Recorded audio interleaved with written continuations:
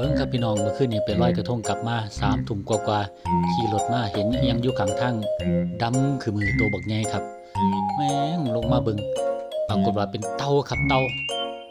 อันนี้เขาเอิ้นเต่าหยังก็บ่ฮู้คือกันเนาะครับเอิ้นว่าเต่าหน้าบ่ฮะแต่ว่ารู้สึกว่าขนาดของมันสิตัวใหญ่มากครับเท่าที่เคยพ้อมาเต่าหน้าก็สิบ่ใหญ่ปานนี้ดอกเนาะหรือว่าอายุมันหลาย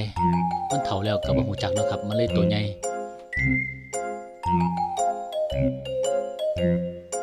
เบิ่งครับเบิ่งพี่น้องตัวยังใหญ่เลยเนาะครับเนาะผู้ใดเคยเห็นเต่าใหญ่ตัวส่ำนี้บ่ครับเอาเฮ็ดจังไดกับมันล่ะบัดนี้เอาเป็นว่าเอาไปปล่อยแล้วกันนะครับเนาะเอาไปมันลงน้ำซะให้มันย่างอยู่แถวนี้ย่านหมามันกัดย่านหมามันกัดบ่ซั้นก็รถคนเมามาเหยียบ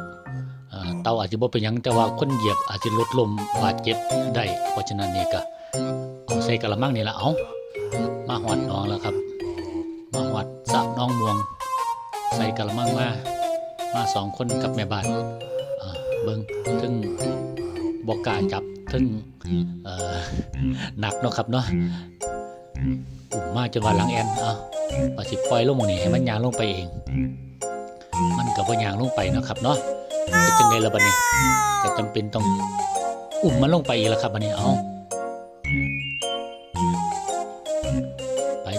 ไปเอาเจ้าบ่ย่างข่อยอุ้มเอาอึบโอ้ยหนักครับหนักขนาดเลยเต่าใหญ่พุ่นล่ะครับพอแต่เพิ่นเห็นน้ำว่างลงข้าวเดียวก็พุ่นละพุ่งปรูดแล่นลงน้ำอย่างให้ไวเลยครับเนาะเอาโชคมันนะครับเด้อถือว่าพ่อแนวเป็นมงคลเต่าครับให้โชคให้มานมีลาภเด้อเป็นไงเต่าเอ้ย